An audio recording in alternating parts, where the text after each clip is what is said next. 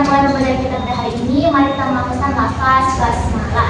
Bismillahirrahmanirrahim. Jadi di sini kita bakal masuk materi selanjutnya. Di sini kita akan masuk ke materi yaitu fi'il madi. Ada yang tahu fi'il madi?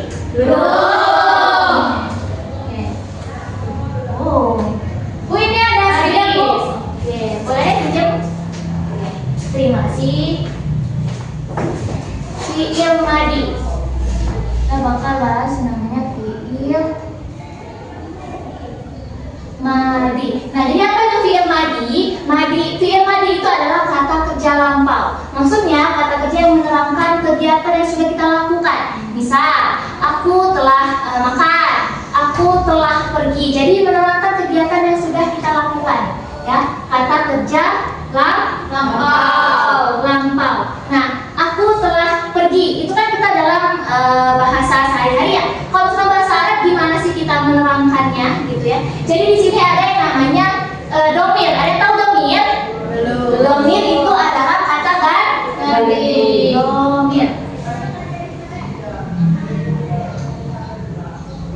Kata ganti. Jadi ada 14 kata ganti yang dapat kita gunakan dalam fi'il madi ini ya.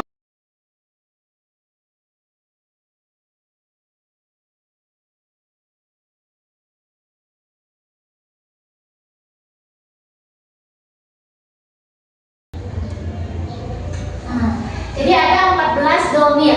Huwa, huma, hum, hiya, huma, hunna, anta, antuma, antum, anti, antuma, antuna, anna, nahnu. Jadi ini yang akan kita gunakan dalam membentuk fi'il madi. Huwa itu artinya dia laki-laki. Ini dia laki-laki, tapi untuk satu orang.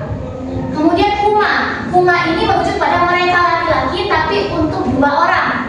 Nah,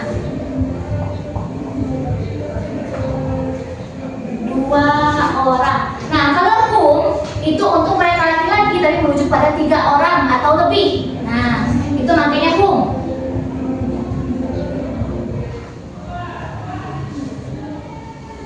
Nah, kita masuk ke contoh. Kita pakai contoh kataba.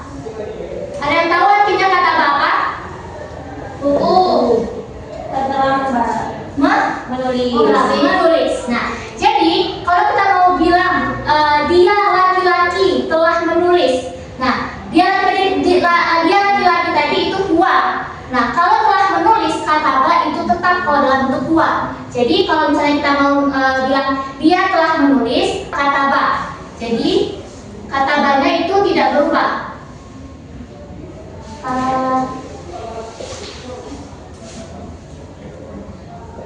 Kataba. Terus kalau untuk mereka laki-laki telah menulis itu katabanya berubah bentuk, jadinya kataba. Ditambahkan alif di akhir katanya. Tuh. Tambahin alif. Kemudian untuk hum, mereka yang lebih dari 3 orang, mereka telah menulis itu katabanya kita ganti jadi katabu.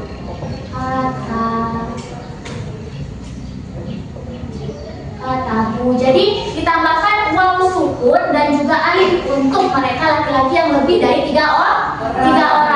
Terus hiya ini dia perempuan yang menunjukkan 1 orang. Nah, kalau misalkan kita mau bilang dia perempuan menulis, telah menulis, berarti katabanya kita ubah menjadi katabat.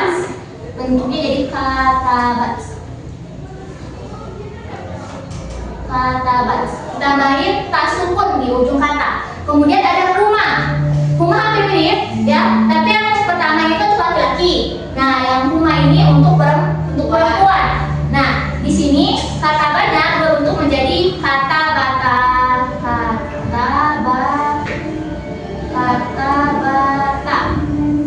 Jadi tanya itu ditambahin alif, jadi panjang.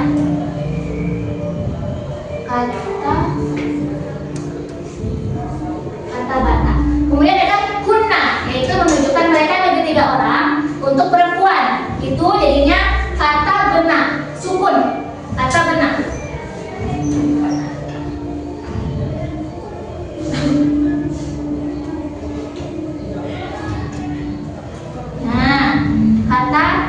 kata benar. Nah, jadi ini untuk bentuk yang dia ada laki-laki sama dia perempuan. Kita sekarang ke kamu.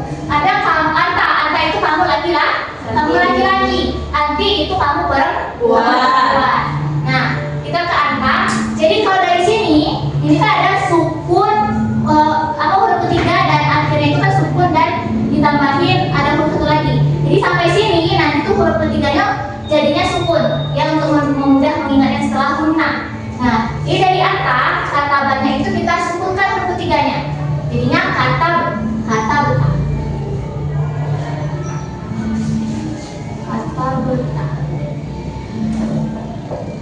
Nah, kata beta. Ini untuk kamu laki-laki telah menulis, jadinya kata beta. Kemudian, nah, antuma bilangnya pakai itu kata betuma. Jadi sukun ditambahin dengan akhir dari si katanya ini. Jadi kata betuma. Terus sama juga yang di antum, jadinya kata betum. Kata betum. Jadi huruf ketiga disukunkan, kemudian ditambah dengan ujung dari domirnya untuk mudah mengingatnya. Nah, lanjut ke anti. Nah, anti ini konsepnya hampir sama juga dengan kamu laki-laki. Jadi anti itu jadinya kata ditambahin dengan ujung domir kata beti.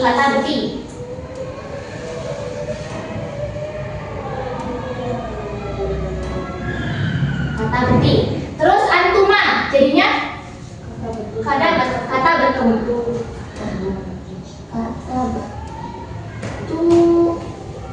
Kata betuma. Terakhir antunna jadinya kata betunna.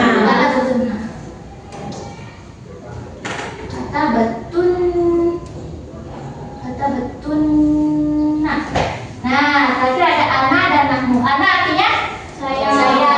Nahmu kita atau kami.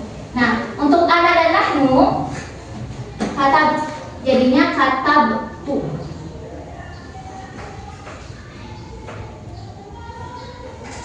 Kata betu. Kalau untuk nahmu jadinya adalah kata benar. Nanya panjang. Kata benar. Nah, jadi ini bentuk dari fi'il madi ya sesuai dengan domirnya. Nah, ini kan bisa, jadi perlu diingat rumus-rumusnya. Kalau huwa itu tetap tidak mengganti si katanya. Huma ditambahin alif, kata ba. Hum ditambahin dengan domah dan dengan alif, jadinya kata bu. Dan ini perlu diingat karena untuk dalam membentuk fi'il madi. Nah, saya lebih paham. Nah, sejauh ini ada yang ingin ditanyakan? Tidak. Oke, berarti kalau sudah paham kita coba ke satu contoh. Jalasa. Ada yang tahu arti jalasa? Duduk. Oke. Kemudian kalau kita mau bilang saya telah duduk, jadinya jalas. Nah, jalas. Tuh, nah, baik. Sejauh ini paham? Paham. Oke. Baik, sekian materi yang bisa Ibu sampaikan pada hari ini. Semoga bisa diingat dari bentuk-bentuk dari si domirnya dan kita bisa mungkin melatih untuk menerapkan pada sehari-hari. Baik, kita tutup pembelajaran kita pada hari ini dengan melafazkan lafaz hamdalah. Alhamdulillahirabbil alamin.